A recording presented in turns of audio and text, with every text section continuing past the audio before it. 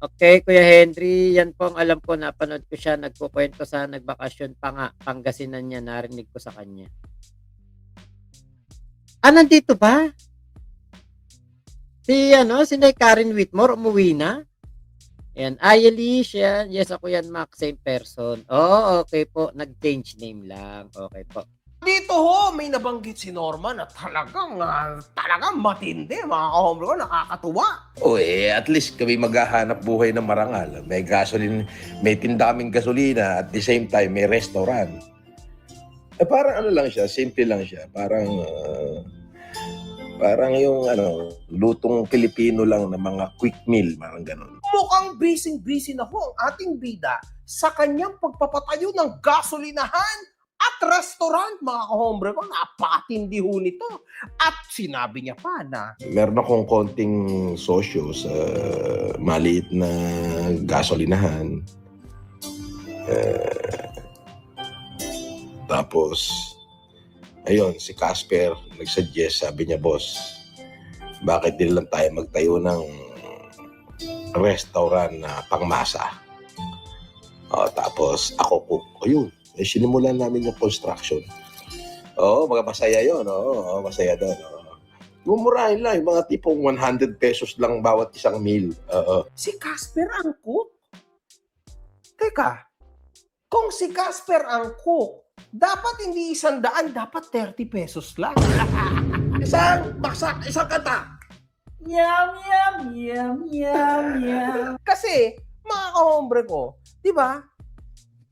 Okay naman dahil lahat naman ho tayo, meron second chance in life. Alam niyo, lahat tayo may mga chances and all. Pero si Casper, mga kahombre ko, would you actually eat? Mamaya niya may mag-live lang dyan sa restaurant nyo, tapos pagtawanan lang kayo, mga unggoy kayo.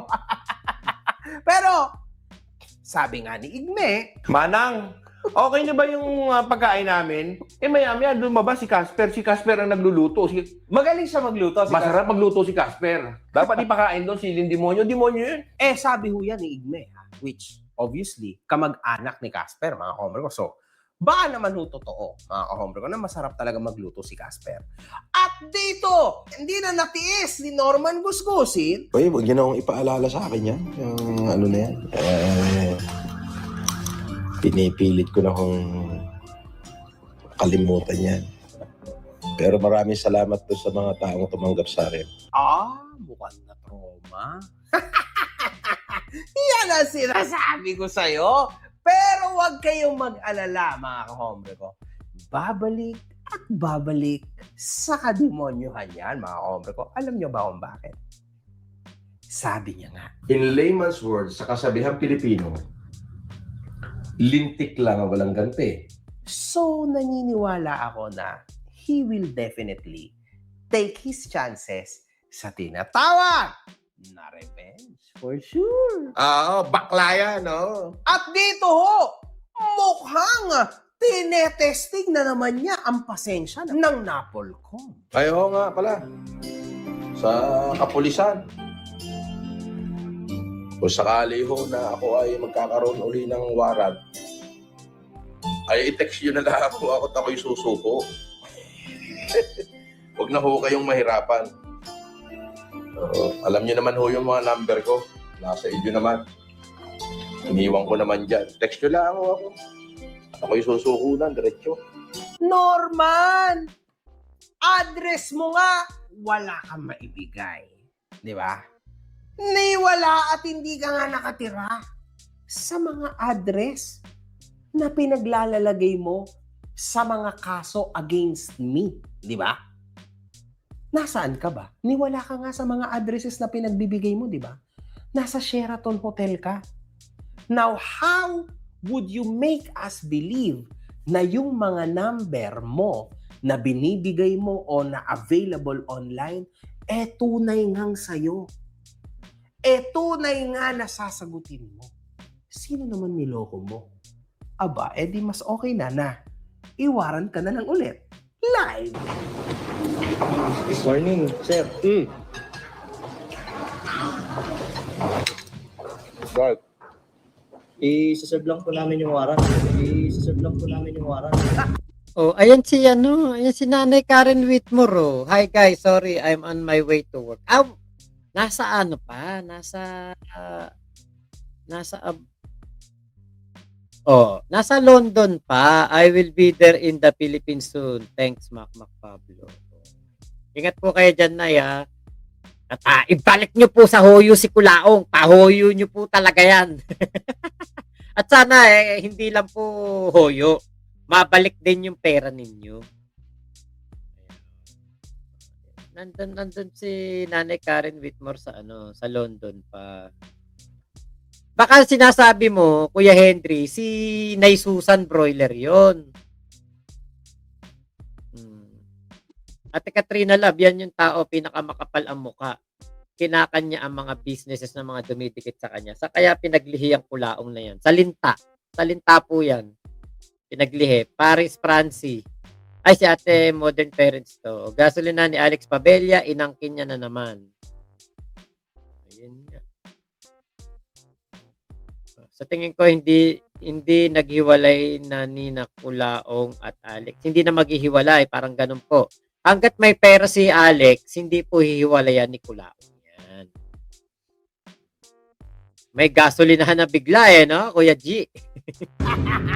Di ba? Oh, that's the perfect way. Wala Patalon-talon ka Tumatakas ka, tinatakbuhan mo ang lahat Di ba? Mali yun, Norman. Dapat harapin mo ang mga problema mo. Abangan natin yan, mga ka-hombre ko. Exciting yan. Meron hong isa na namang matinding live. Ito, closure na natin, mga ka-hombre ko. Congratulations do sa aking anak. I love you, anak. Huwag kang mag-alala at matatapos din naman to. Napatunayan ni Papa na mali sila. No.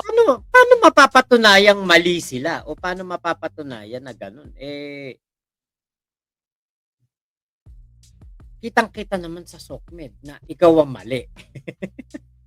Alam mo, pati anak mo, niloloko mo pa. Norman, uulitin ko lang sa'yo. Noon, nakayan-kayanan mo ang mga taong nagkaso sa'yo. Kasi hindi ka naman sinakal Di ba? End of the day, gusto nila ng katahimikan, inalisan ka na lang nila. Which, understandable, di ba? Kaso Norman, yung mga nakalaban mo ngayon, tulad ko, tulad ng pamilya ko, totoo, nahaharapin ka namin ng paulit-ulit sa korte. Gusto mo, araw-araw pa tayong magkaroon ng hearing, araw-araw kami nandyan. Kasi talagang totoong pananagutin ka namin, Norman. Hindi ako, pamilya ko, aatras sa mga katulad mo. Literal na ihohoyo ka talaga namin. Alam mo yon? Totoo, pananagutin ka talaga namin, Norman. Kahit gaano pa kaawa-awa ang ilabas mo sa publiko, still, ihohoyo ka talaga namin. Nang matagal na panahon. Pananagutan mo lahat ng yan, Norman. Hindi mabubura, alam mo yon, ng mga kagaguan o kalokohan mo ngayon na pinapalabas mo na mabait ka na, mabuti ka naman. Hindi ka na nagbabanggit ng kung sino-sino. Hindi kasi totoo yan, Norman. It's very clear sa'yo. Okay? And hindi ako makakapaya kung ulit-ulitin ko na gagawin mo yan. At ito ho, ang sample dyan. Partida na ho.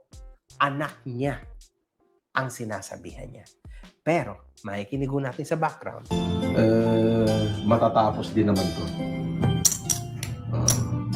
Napatunayan ni Papa na mali sila.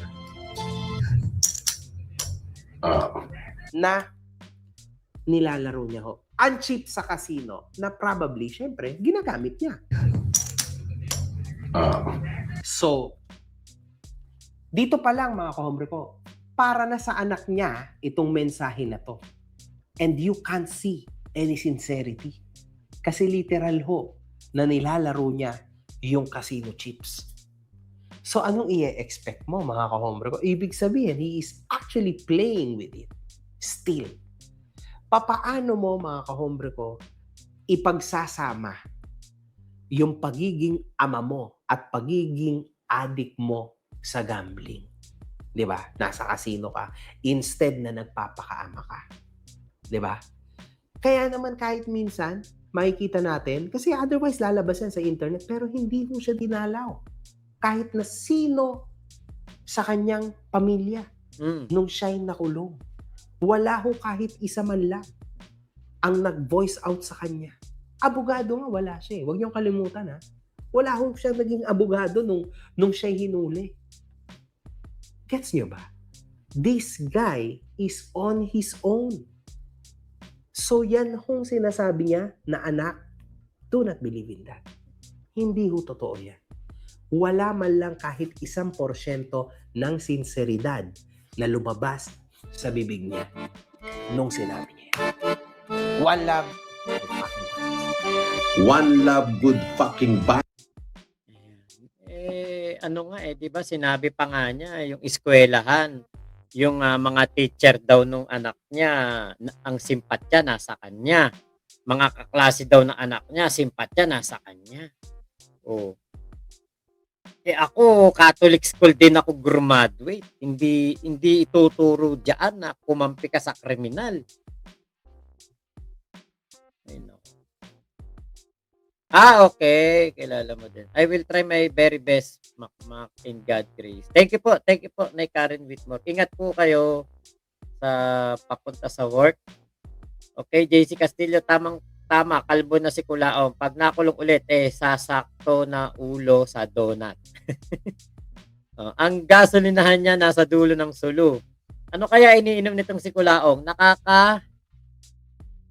Nakakahibag yata nakakahibang. Wala. Nakakalibag eh.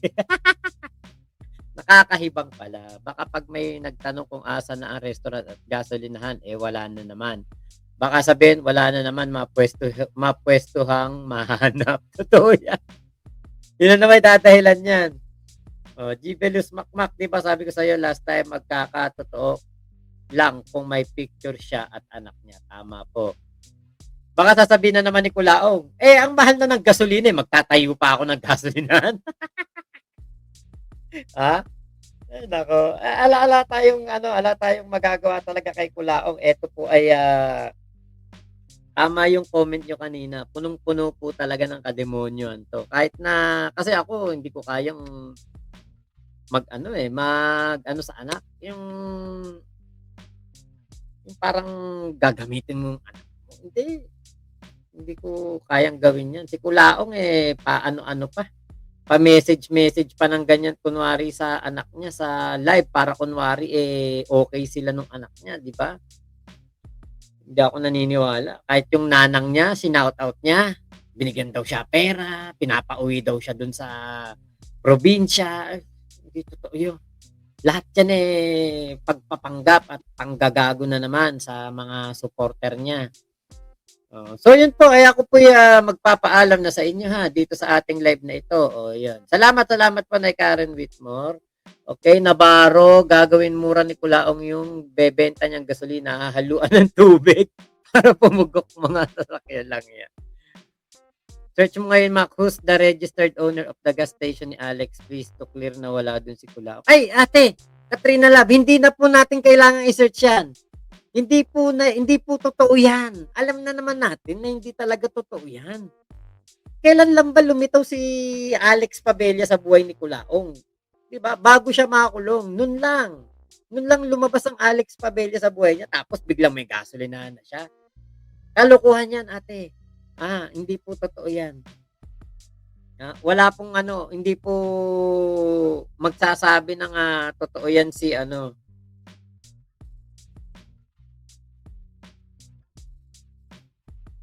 Okay. Tama yan, Mac. Yan sigurado ang sasabihin niya, mahal na ang gasolina, bakit pa siya magtatayo? Kaya hindi po totoo yan, Ate Katrina Love. Huwag ka maniwala dyan. Ako. Hindi totoo yung sinasabi niyan. Yung mga restaurant na yan, hindi totoo yan. Napakahirap po magbukas ng negosyo. Lalo kung wala kang pera. Pang Xerox nga wala yan Pangkain nga wala yan di ba? Kaya hindi po totoo yan. Claire Len TV, ayan, hello po. Yan. So, yun po. Maraming salamat sa pagsama niyo po dito sa aking live na ito. Ingat po kayo. Nasan mang panig kayo ng mundo. Momo Chup Chup. Love you. God bless us all, Pilipinas. God first. Salamat po. Shoutout kila Ate Ira, Kenkel, Ma'am